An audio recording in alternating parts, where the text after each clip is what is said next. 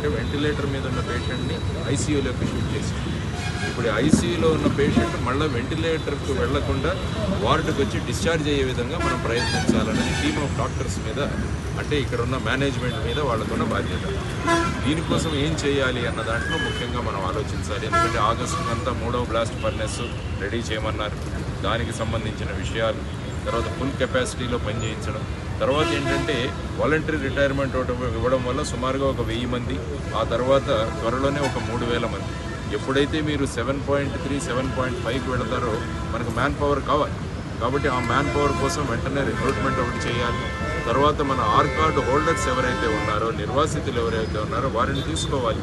ఇట్లాంటికున్న ఉన్న భూములు మీరు బ్యాలెన్స్ షీట్లో చూస్తే 82 నుంచి 86 కోట్లు మాత్రమే దీని విలువ. అది రాష్ట్రపతి గారి పేరులో ఉంది. దాన్ని కనుక మనం వైజాగ్ స్టీల్ ప్లాంట్కి మనం ట్రాన్స్ఫర్ చేయగలిగితే ఇప్పుడున్న రేట్ ఐ థింక్ 3 కోట్ల